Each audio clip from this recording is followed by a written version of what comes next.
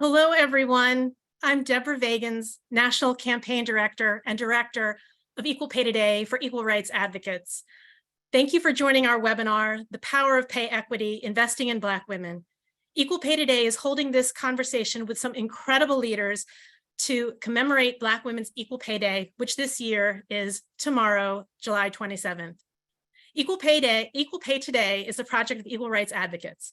We are a nationwide campaign bringing together local, state, and national groups and supporters across the country to close race and gender wage gaps, accelerate fair pay progress state by state, and drive federal policy momentum. We recently published our 2023-2024 policy agenda, identifying key pieces of state and federal legislation and federal executive branch action that will address the multiple drivers of the pay gap, from pay inequity to occupational segregation, to workplace harassment and caregiver discrimination. We also organize around equal pay days and have events and activities like the one today. So we hope you will join us all year round.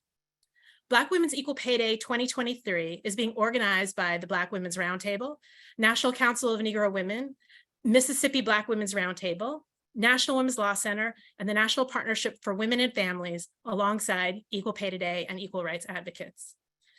And on Black Women's Equal Pay Day, we are going to be calling attention to the fact that the wage gap for Black women compared to non-Hispanic white men is 67 cents on the dollar for full-time year-round workers and 64 cents for all workers, including part-time and part-year workers. And we'll be talking about the devastating impact that those gaps have.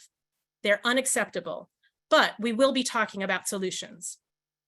So tomorrow, we'll be holding a social media storm at 2 p.m. Eastern, calling attention to the wage gaps and organizing around equal pay and better pay for Black women. Our calls to action include urging your members of Congress to pass the Paycheck Fairness Act, which would modernize and strengthen the Equal Pay Act of 1963, and urging governors and state officials to ensure that the historic infrastructure investments recently enacted into law lead to better and higher paying jobs for Black women. Today, we'll be talking with U.S. Equal Employment Opportunity Commission Chair Charlotte Burrows and the incredible Black Women's Equal Pay Day organizational hosts to have a conversation about the pay gap, the contributors to this ongoing problem, its impact on Black women and families, and the solutions for closing the pay gaps for once and for all. Now, let me introduce our incredible panelists. So today we are joined by Charlotte Burrows, Chair of the U.S. Equal Employment Opportunity Commission, who will join us in a one-on-one conversation in just a moment.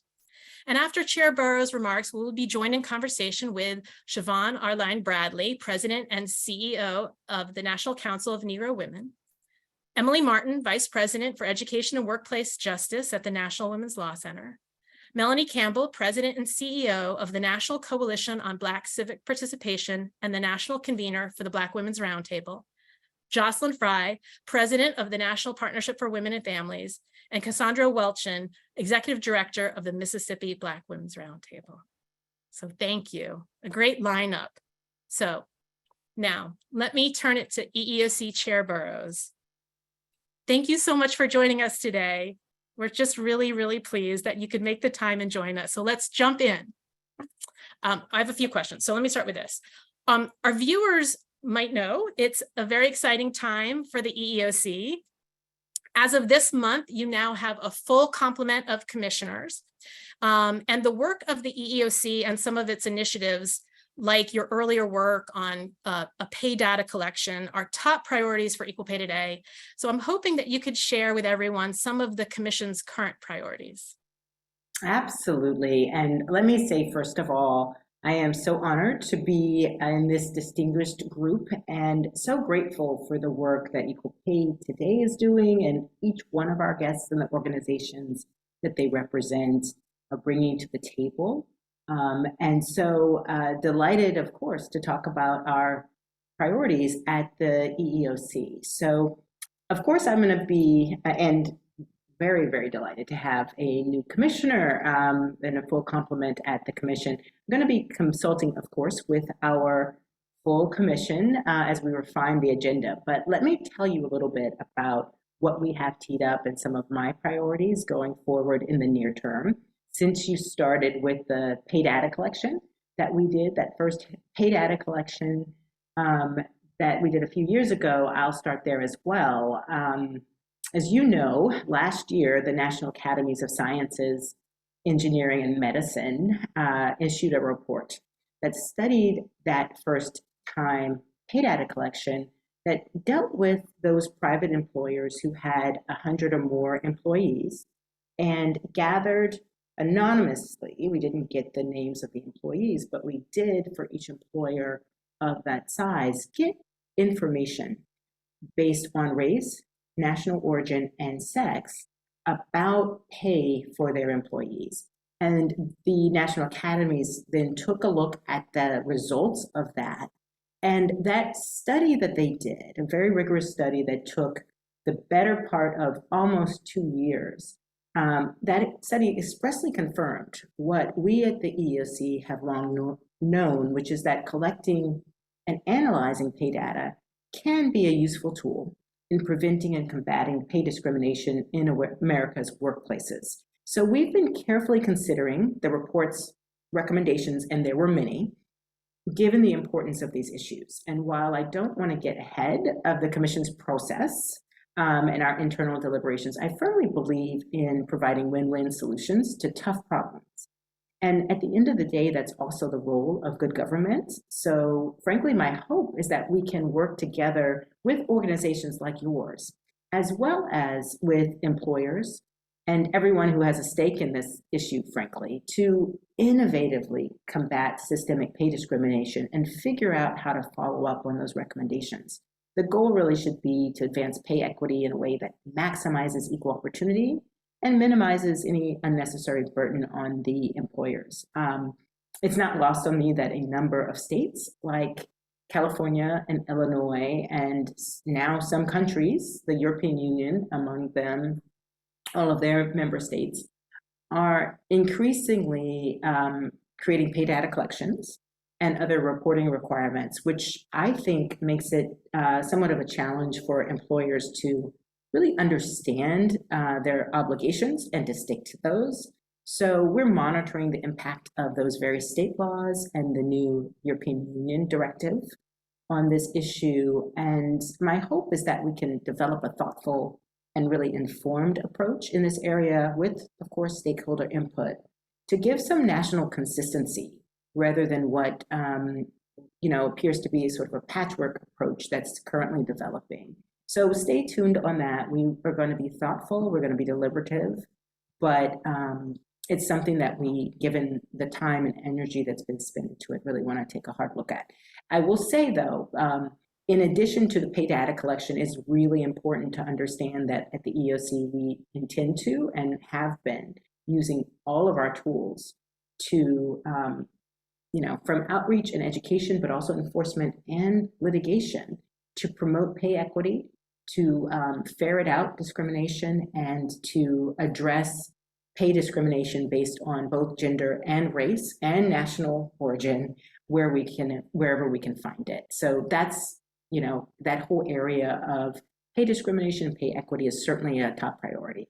Another one really is to finalize and implement our strategic enforcement plan, which really sort of sets out across maybe 5 years what our agency's priorities are going to be. And so that's important, obviously. We held a series of important listening sessions that were so helpful to the Commission and wrapped that into a document that was published earlier this year in the Federal Register. So if anyone is curious about digging deeper into our priorities in more detail, that is a public document. We're in the process of considering all the public comments that came in. There were quite a few, and we'll be hoping to finalize that fairly soon. And I should add to that, frankly, that we are also building our capacity. That's a huge, doesn't sound very exciting, but it's a huge priority for us as well. So we're right now about 2,200 employees. When I started, right at the end of the prior administration, we had about just north of 1,900. So that's an improvement for us. Let me give you just two quick more. Pregnant Workers Fairness Act, right? Hugely important. Another reason why we're trying to increase our capacity, because we have this new law to enforce. And that, and I heard you say at the very beginning of this conversation, it's one of the drivers of the pay gap. And I want to emphasize that there are many drivers, rather. One of them has been what happens to women when they're put on unpaid leave or otherwise not accommodated when they're pregnant. And so we are very focused on that new law, which requires employers, just took effect June 27th, to accommodate employees and job applicants who have limitations related to pregnancy, childbirth, or related medical conditions, unless doing so would create an undue hardship. And I want to emphasize for folks that limitation does not need to rise to a disability. If it does, that's also protected, as well as under the Americans with Disabilities Act, but it could be as simple as, I'm pregnant and I need to go to the doctor, or I'm pregnant and I need to take a rest sometimes, or drink some water, or take time to, out to recover from childbirth. Those things are now required to be protected. So that will help with so many things that had otherwise really been a problem. So access to reasonable accommodations at work can help maintain economic security for workers with limitations related to pregnancy, childbirth, or any related medical condition, so they can stay in the workforce and provide for their families. That's huge when you talk about all the multiple drivers of pay discrimination. The last one I will flag, we're doing a lot to implement the Pregnant Workers Fairness Act, so I'm happy to talk about that as time allows, but just know that we are taking charges already and getting the word out in every way we can, and there will be regulations coming soon. I certainly hope that anyone listening will also comment on those regulations to help us make sure we will get it right. There'll be a public comment process at regulations.gov. The last thing I will say is we are obviously working very hard to finish something that we started back in 2017 in November. The harassment guidance, we voted unanimously at the time. The bipartisan commission, all 5 members voted to, or I guess at the time we were 4, to approve an updated harassment guidance. It was not published. We've been revising it. It was not finally published. It was issued for notice and comment.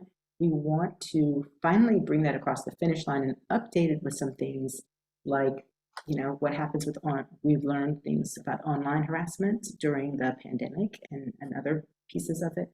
There are other things that we want to update. We've learned a lot about harassment against LGBTQI plus persons, and of course had the Bostock decision. So there are a number of things that should be added and fleshed out in that document, but that will be a huge piece of it, and you should expect to hear more from us on algorithmic fairness and AI. So we've got a broad and deep agenda here, but I would say those are some of the top things, and I am happy to go into as much detail about that as you'd like.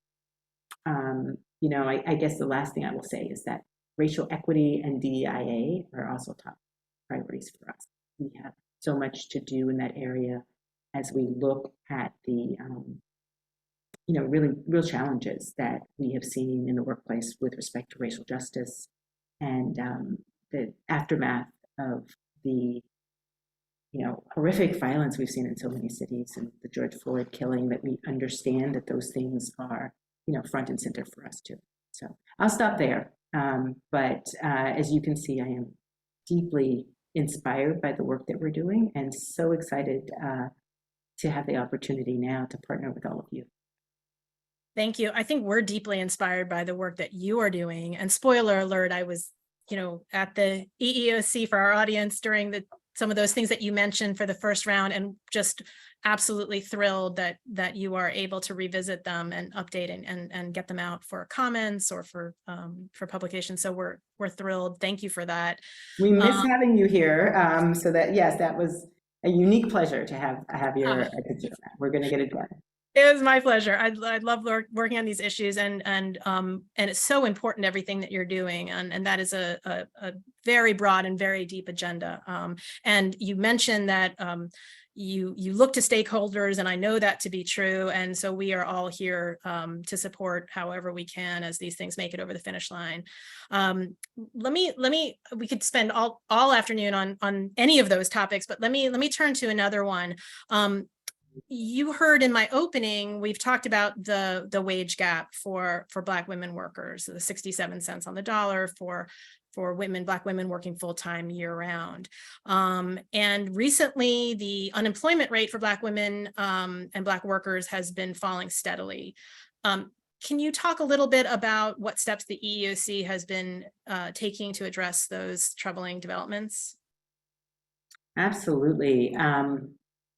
I'm so glad you raised that. So, among other things, drivers of the gender wage gap include discrimination and occupational segregation. So women's overrepresentation in certain kinds of low-paid jobs and sectors, and underrepresentation in others like construction. And so what we have been thinking very broadly about is this unprecedented federal investment in infrastructure and in, some of it adjacent to that, manufacturing, which is spurring new hiring and really expanding opportunities to get folks off the sidelines and to give new opportunities to folks who have been not included in the past, including a lot of women and African American women. The construction industry really has the opportunity, they're employing millions of employees, and they have traditionally been a pathway to the middle class, just not for everyone, and not for everyone equally. And so we are hopeful that in this new period, with this unprecedented federal investment, that more underrepresented workers will have a chance to contribute to our economy and earn family-sustaining wages, while they also gain professional skills and experience. And at the same time, we still see, and I really don't want to sugarcoat this, we still see really egregious instances of harassment and other forms of discrimination in the industry. And so the federal government has an obligation to take steps to make sure that taxpayer funds are not even inadvertently subsidizing discrimination. So in looking at all of this, one of the things I did, and very cognizant of the fact that construction pays more than, even though traditionally a lot of women have not been part of that workforce, it's a very small number of women who are, even now.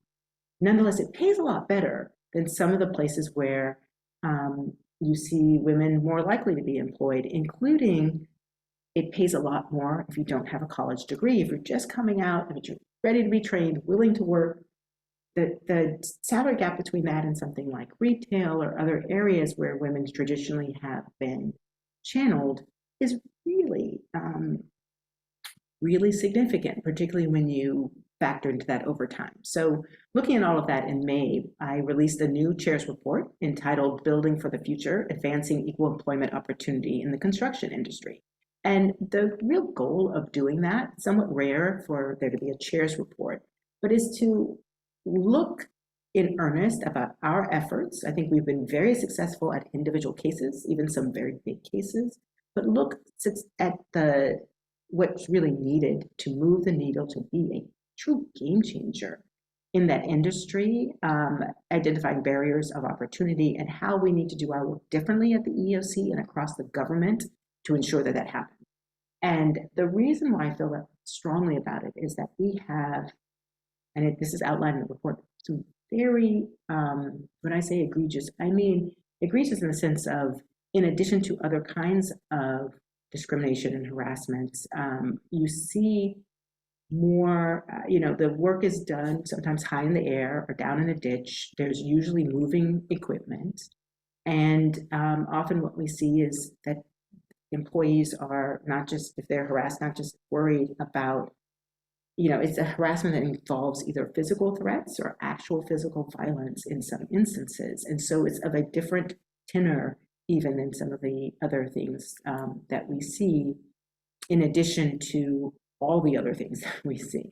And so what we wanted to do is look positively forward at how to approach and address those barriers together with our partners in the public and private sectors, including industry groups, those employers that are doing this well in the industry, labor, our sister government agencies, worker advocates, civil rights groups, and the workers themselves. So that report follows up on it. But it's the kind of thing that we want to do more broadly in a number of industries to really dig deep and figure out what the litigation is vitally important in those investigations, but in these sorts of instances where you see really sort of broader industry kinds of issues, how to dig deeper and make sure that you can change the industry, not just that one workplace or that one situation.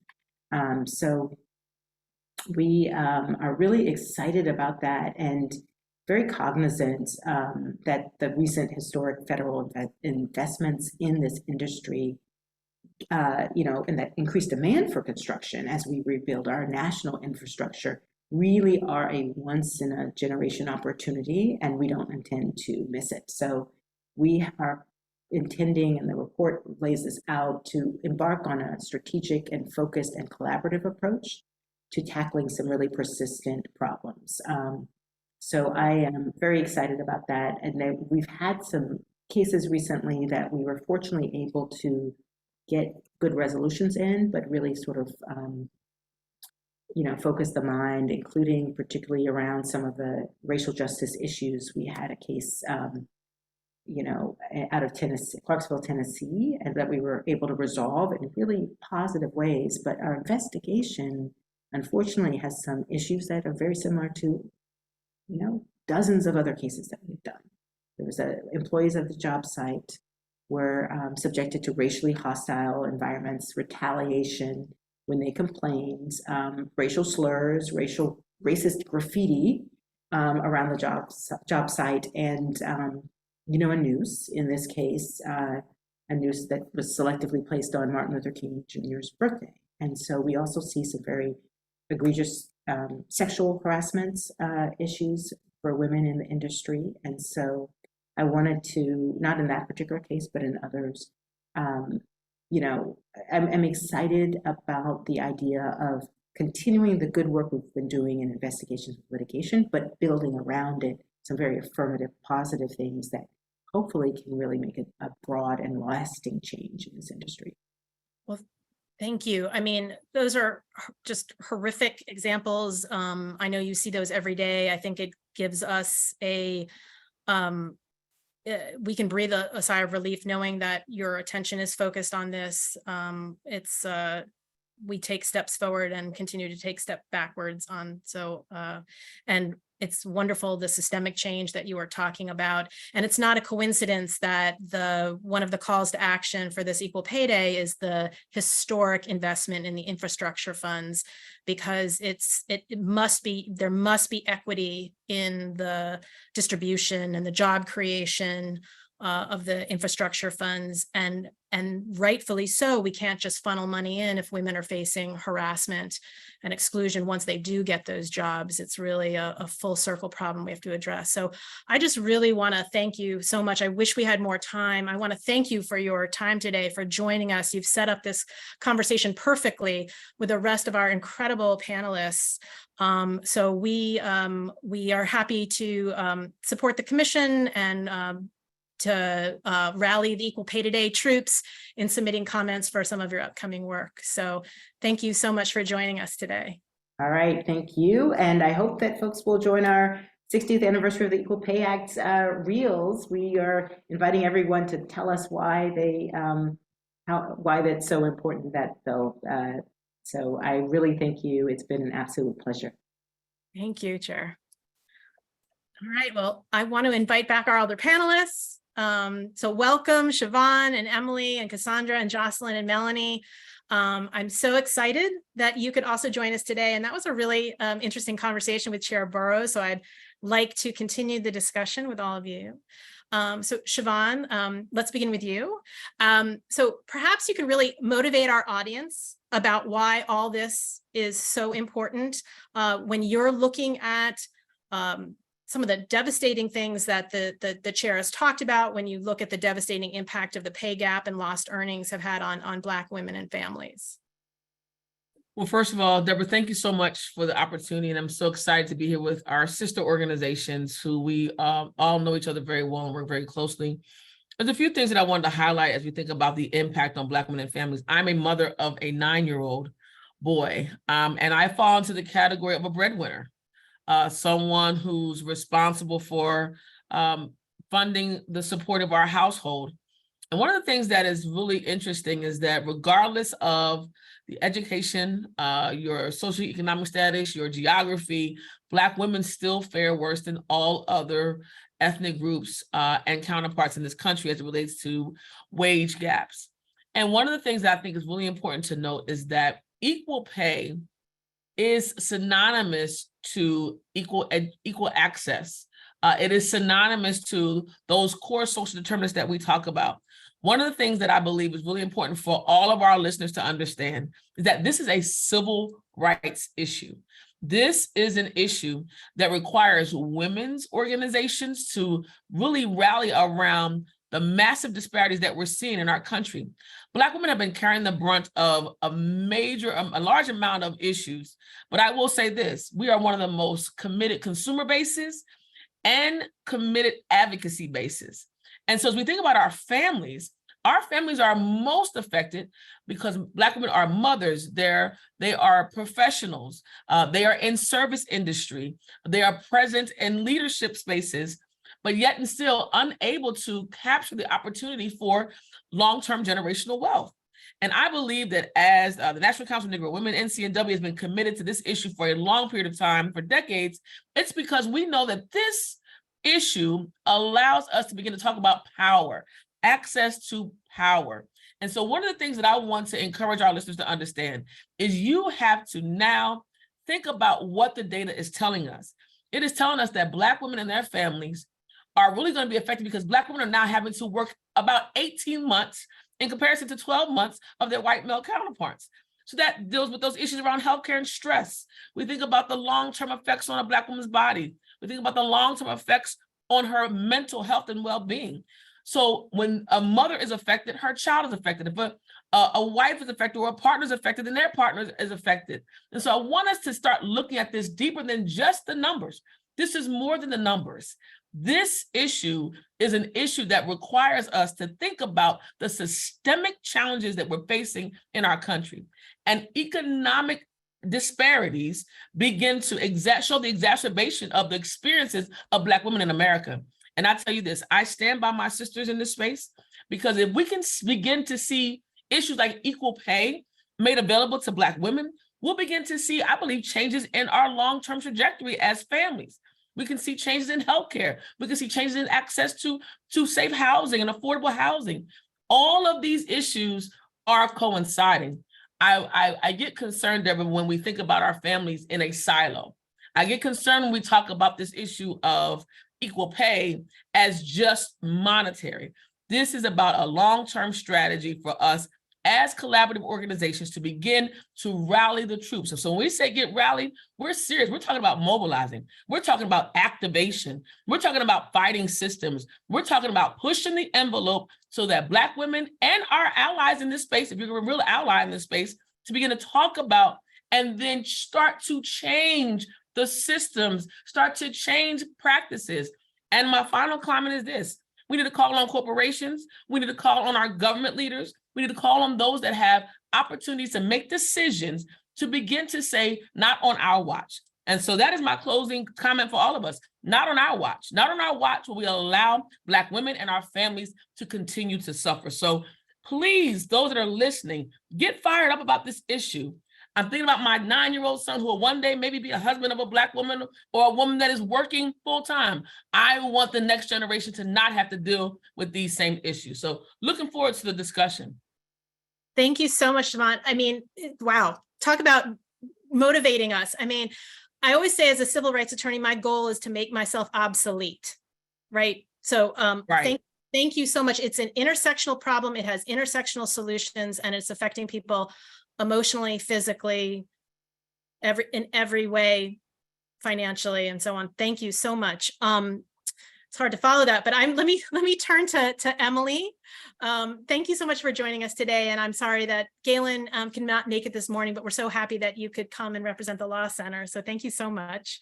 Could you talk a little bit about this day and maybe dig into some of these statistics a little bit more. And also, I just picking up what Siobhan said, I also just want to emphasize that we're talking about this today, but our commitment is all year long. It's to keep this fight up all year long, and we are calling attention and mobilizing people today, but it can't just begin and end on Black Women's Equal Pay Day. So Emily, let me turn it over to you. Absolutely. Now, as Siobhan says, this is not just about numbers, but let's unpack the numbers a little bit, because looking closely at the numbers sort of helps us understand some of the drivers of the wage gap, which helps us understand what some of the solutions are that we need. So among full-time year-round workers, Black women typically make 67 cents for every dollar paid to white non-Hispanic men. And when you think about part-time and part-year workers, and you include them in that comparison as well, which it makes sense to do given how many women are forced to or are only able to work part-time. When you include the whole range of workers, that's an even bigger wage gap. A Black woman's typically paid just 64 cents for every dollar paid to their white non-Hispanic male counterparts. So this year we're marking Black Women's Equal Pay Day tomorrow, July 27th, because that day represents about how far Black women have to work into 2023 after working all 2022 to make as much as white men were paid by the end of 2022. And of course, with that math, Black women never catch up. They're deeper and deeper in the hole with every year that passes. The loss of 33 cents or 36 cents, depending on which number you use, on the dollar, that adds up over a month, a year, and a lifetime. So Black women working full-time year-round typically lose well over $22,000 to the wage gap every single year. And again, if we include part-time, part-year workers, that number is even larger. The money that Black women lose to the wage gap each year could pay for 9 months of a family's groceries and 8 months of childcare and 6 months of rent. And over the course of a 40-year career, a Black woman who's starting her career today, she stands to lose over $900,000, close to $1 million over her lifetime if we don't close that gap. And that's life-changing money, the kind of money that can enable women and families to invest in education, to purchase a home, to save for retirement, to really shift the course of their lives. And you can't just educate yourself out of the wage gap. Black women's educational attainment has rapidly increased in recent decades. Over 4 times as many Black women received bachelor's degrees in 2021 than they did in 1977, for example. And it's true that when you have more education, Black women are paid more money, but they aren't paid more equally. Despite their educational gains, Black women are still, level by level, typically paid not only less than similarly situated white men, they're typically paid less than white men who have less education. So a Black woman with a bachelor's degree typically makes less than a white man with an associate's degree. And in fact, Black women working full-time year-round typically have to earn a master's degree before they're making more than that white man with the associate's degree. Now, one driver of the wage gap for Black women is that Black women tend to work in lower paying jobs than white non-Hispanic men. So for example, last week, the National Women's Law Center released a report called Hard Work is Not Enough, which is our updated analysis of who is doing the 40 lowest paying jobs in our economy. And we found Black women are starkly overrepresented in those jobs, while men of every race are underrepresented in those lowest paying jobs. So Black women are 6% of the overall workforce in the US, but they're 9% of those in the lowest paying jobs. And that is one driver of the wage gap. But even when we look occupation by occupation and compare apples to apples in that way, Black women are still paid less. So nearly 40% of Black women work in one of 10 occupations. And in all 10 of those occupations, Black women are paid less typically than white non-Hispanic men. So, for example, working as a cashier or a retail salesperson is the second most common occupation for Black women in this country. But a Black woman working full-time year-round in that job typically makes just 55 cents for every dollar a white non-Hispanic man working as a cashier or retail salesperson makes. And when we look at the 10 most common jobs where Black women work, the highest paying are nurses and elementary and middle school teachers. But Black women working in those roles are paid about 20% less than the white non-Hispanic men working in those roles.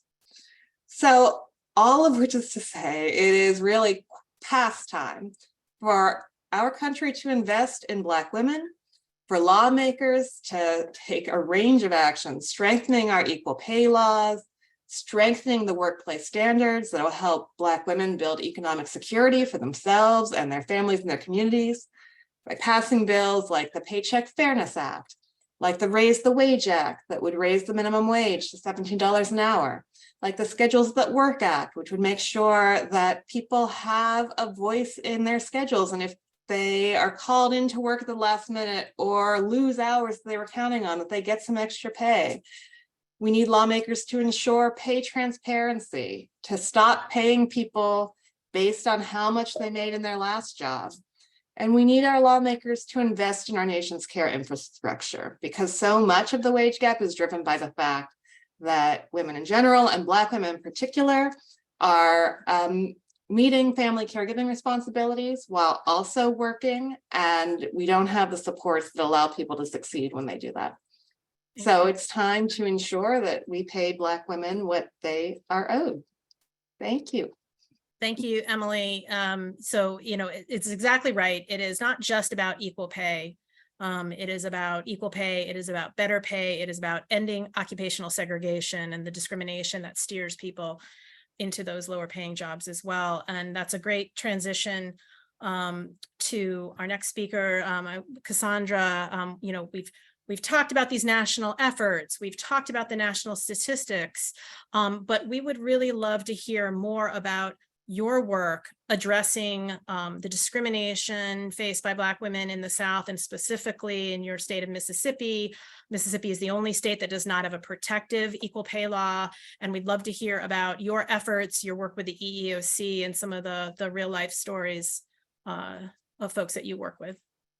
Thank you so much. And it's really good to be here with all of our sister organizations too. Really a great pleasure. As I'm thinking about hearing everything that everyone says, I'm reminded of a call that one of my staff members received this morning, actually email. She's a worker who contracted, or not contracted, but has cancer. And as a result of that, she's going through chemo, and she emailed a Black woman and said that I need help paying my utility bills. I am really behind, and if I don't get caught up, I'm going to be put out of my house. That was an email this morning. She had been working for years, and her job laid her off because they said we have to fill the position. And she still doesn't have enough emergency money laid up in order to catch her up on her bills, because we know life happens. And it broke my heart to hear her story, and to know that she's battling a life-threatening illness, and yet she still has to worry about taking care of her utilities and having a place over her head as she heals and recovers. And so this makes this issue we're talking about today even real, right? And we understand, Black women, as my sisters have already said, Black women, we have really been historically, and particularly Southern women, have formed the historic bedrock of social change, in the South. and have led the change in our own communities, right, through organizing and leadership development and policy change. And if we can be really honest about it, in the South is where slavery and Jim Crow showed up in the most brutal forms, and Black women are still wrestling with the vestiges, of these free labor systems. And we know that Black women birth the labor for this country, but we're not benefiting from those economic forces, right? Where everyone, particularly white, the white community is benefiting from. And so as a result, we are still trying to catch up, and it shouldn't be that way. And so, Black women in the South, right, most of us are working in lower paying jobs than anywhere else in the country. And Mississippi, we have one of the widest wage gaps, and the National Partnership for Women and Families put out a fact sheet that showed that Black women in Mississippi, we're making 55 cents on the dollar. This actually has decreased since previous years. Women are working.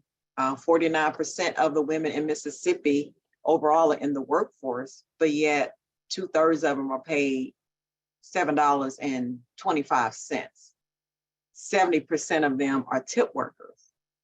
And so Black women are, they're the largest group of women in these low paying jobs, and yet they are not, have not been brought up to equity. And so our organization with various partners have been working for years to try to get a good equal pay bill on the books that really works at the intersection of race and gender, because we can't have this conversation, of course, which is why we call it Black Women's Equal Pay Day, without talking about race. And so on the face, Mississippi has the Equal Pay Act, but we call it the Unequal Pay Act. There's nothing equal about the Mississippi law. It actually, the provisions in this law is more harmful to women, and particularly parents and caregivers, who are the majority of women and who have gaps in their employment. So the Mississippi law is really one of the worst ones in the country. One of the things that our law does is that it allows employers to justify paying a woman less than a man doing the same job based on her prior salary history. That is actually codified into law. The other thing that the bill does, it allows employers to pay a woman less for doing the same job based on continuity of employment. If the pandemic hadn't taught us anything, it has showed us that this country cannot exist without the care infrastructure. And we're talking about, child care, elder care. Women work and we take care of our families and we have babies. And so our law justifies paying a woman less because she has employment gaps. She's gonna be off work because she has been, the caregiver of our family. And the other thing our law does is at the extent that an employee attempts to negotiate for higher wages. And we know study after study shows that women are perceived more negatively than men when they negotiate. The biases just exist.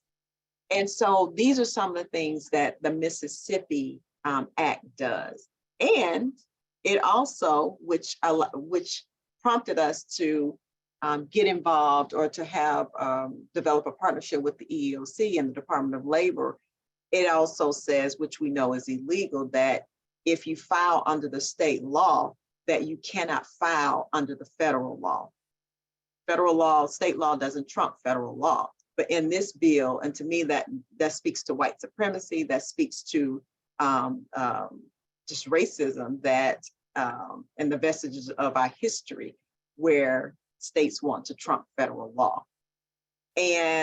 But it speaks to that you can't file a federal law if you file under state, or file a federal claim if you file under state law. We know that is not, that's not legal, but that is codified into our law.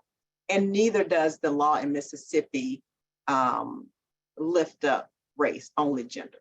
So it's a really bad equal pay bill. And when you're talking about 7 out of 10 women are breadwinners in their families, as Siobhan talked about, you know, and you're talking about a state that has poverty, persistent poverty, it's not good. It's not good for the woman who I talked about who calls and says, I don't have enough money to pay my bills, because we're talking about she hadn't been able to save, right?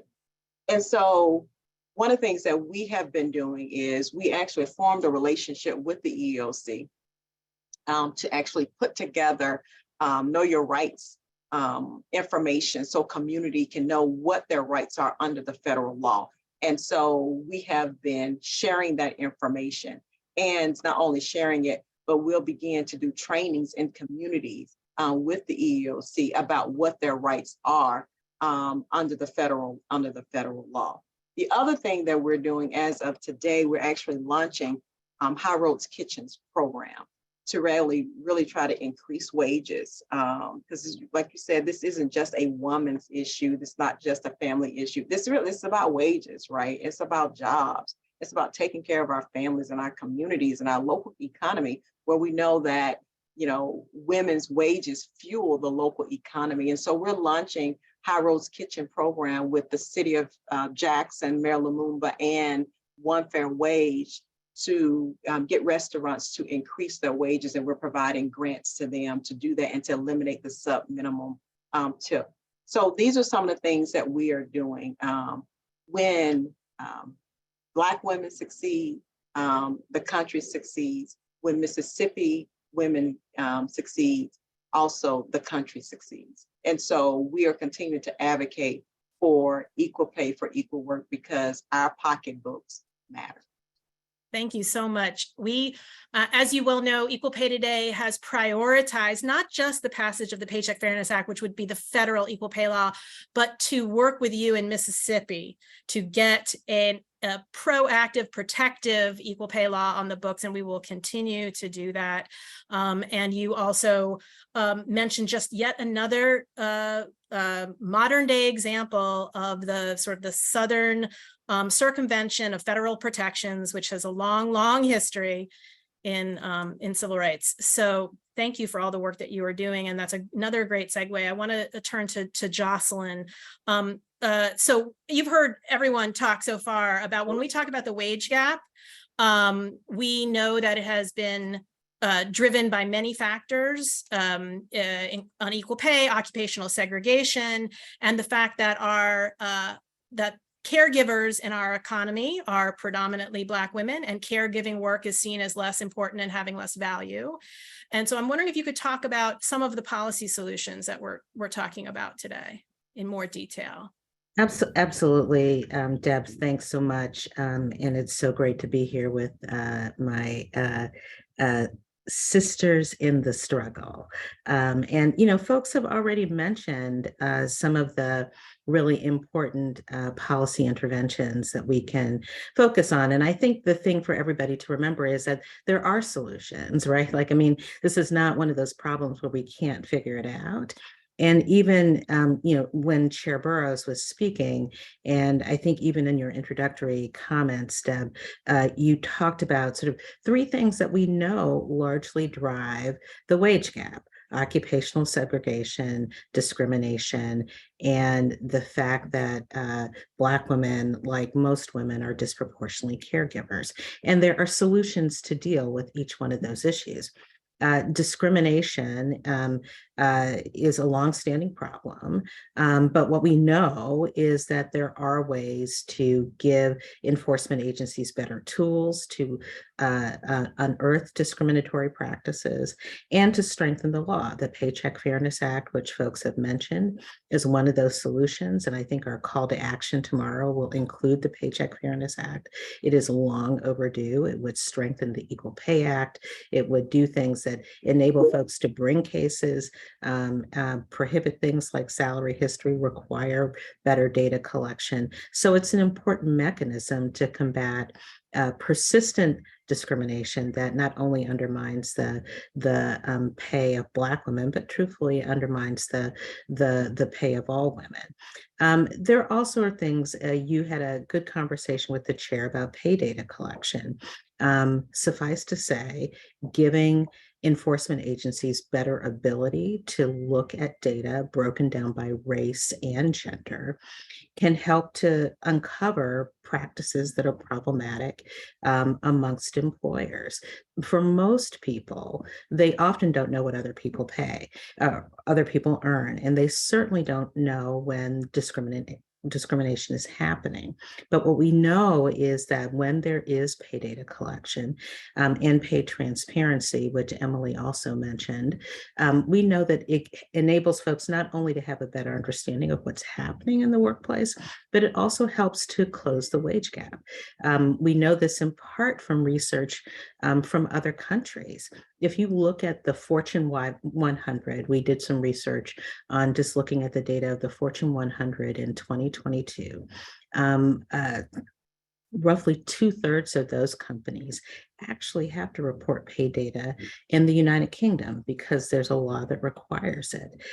We also know from that international data in the UK and I think Denmark that that type of pay transparency actually helps to reduce the wage gap. So it is something that is entirely possible. Employers can do it, and giving enforcement agencies greater access to that information not only helps them uncover problems, but it also incentivizes employers to look within, try to find out if there are problems that are happening and correct problems before they become bigger issues. So one strategy is clearly around that. I would also say around occupational segregation, which folks have talked about. One of the things that we know through occupational segregation is that Black women tend to be concentrated in lower paid jobs.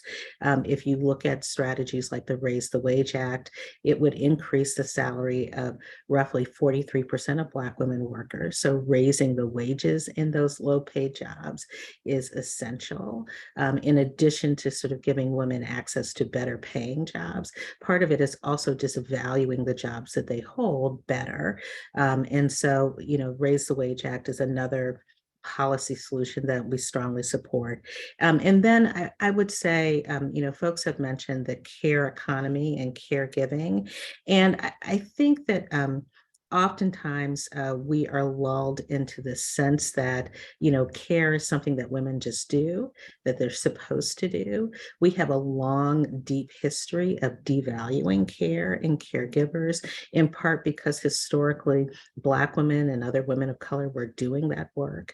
And so we didn't compensate it. And we just not only expected them to do it, but we also didn't pay attention to if they had their own personal family care needs. So there is a deep history rooted in, quite frankly, not only sexism, but racism that has devalued care, devalued the work of care, and has discouraged investments that are that could enable workers, particularly Black women, to better manage the fact that they are disproportionately caregivers. Siobhan talked about being a breadwinner for her family. We know that 2/3 of moms generally are breadwinners in their families, and Black moms are the most likely to be breadwinners in their families. Over 80% of Black moms are either primary, co, or sole breadwinners in their families. So investments like paid family leave, paid sick days, affordable childcare, those are not just nice things to do, they're actually essential care investments to enable workers to be able to both participate in the workforce, but also do the care that they need. So those are some of the solutions that we think could be really critical. Thank you, Jocelyn. I know how long you have been working on those, in particular, the Paycheck Fairness Act. There's another bill that is sitting in the House called the Fair Pay Act, which addresses occupational segregation. And when I've worked on that in the past, we've often said that we pay people more for watching cars than watching children. So parking lot attendants often will make more than people who are childcare providers. So absolutely. So thank you for all that. Let me last but not least, let me turn it over to Melanie. So Melanie, Jocelyn, talked about several policy solutions to many of the problems that we've discussed, including the Paycheck Fairness Act, which, as we've noted, is one of the calls to action for our social media storm tomorrow. But could you also talk a little bit more about the other call to action to state officials ensuring equity for Black women in job creation brought on by the historic infrastructure funds? And I'll do this as a compound question so I can turn it over to you. I also know, since we worked together many years ago on voting rights and the Voting Rights Act, could you say a little something about the importance of voting rights in ensuring all of the policy solutions that we've discussed today? I think it was the Supreme Court that said the right to vote is preservative of all our other rights. So let me turn it over to you. Thank you, Deborah. And you said that well. First and foremost, again, glad to be here. In this conversation with my sister leaders, all of you all here, and thanks to everyone that is staying on to hear about this important issue.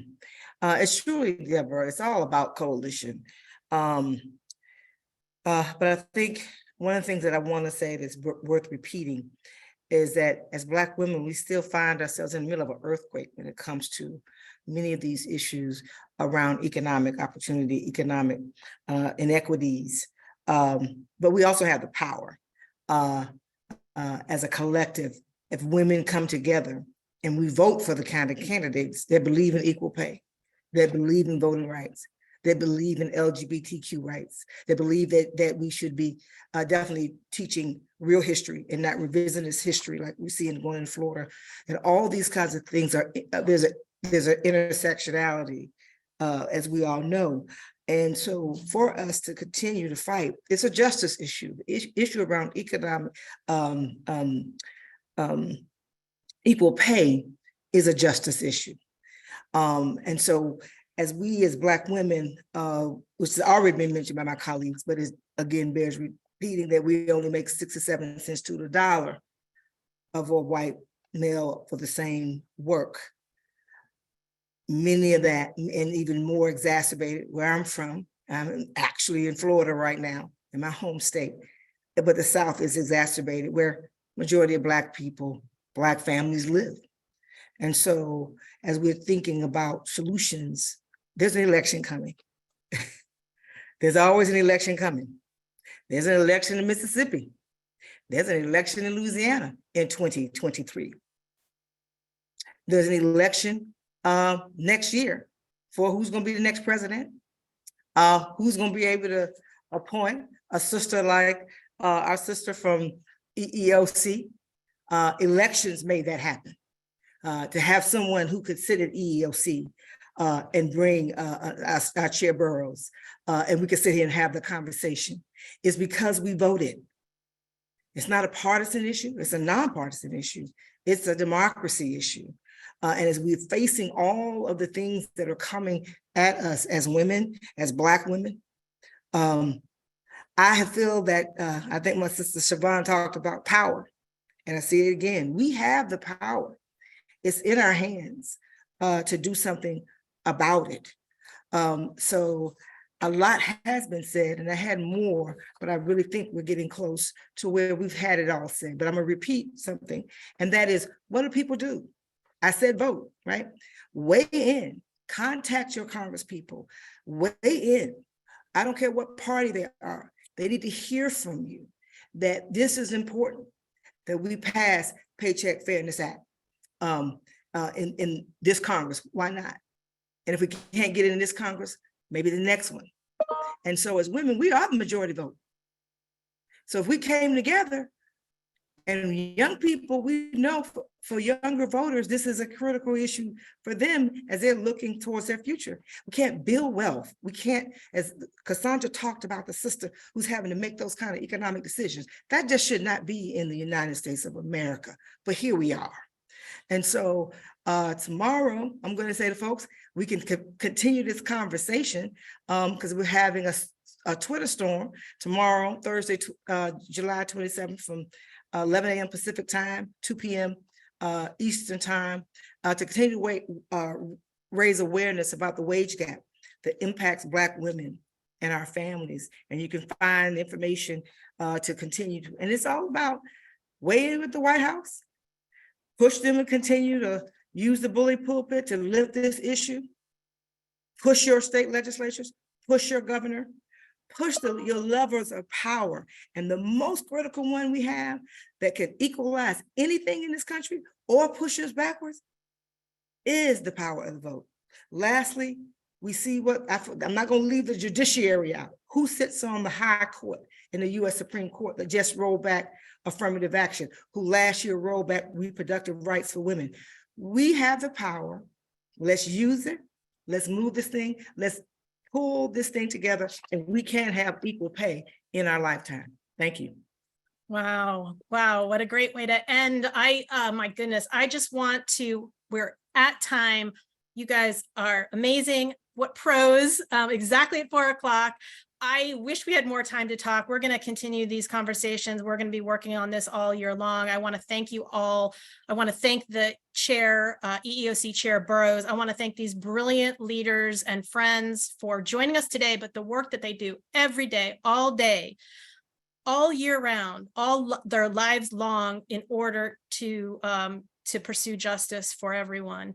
I stand in awe of you and your work. I want everyone who's watching to check out the websites of these great organizations, look at their resources, lift up their work. Thank you all for being leaders in the Equal Pay Today campaign and for being the co-leads for the Black Women's Equal Pay Day. As Melanie said, I want to invite all of you to the social media storm tomorrow at Thursday, July 27th at 2 p.m. Eastern, 11 a.m. Pacific. You can also go to equalpaytoday.org to learn more about all of our collaborative work and the Black Women's Equal Pay Day and the Twitter storm. So thank you all for tuning in, and thank you all for taking action. Thank you, Deborah. Yeah. Thanks, ladies. Thank you all.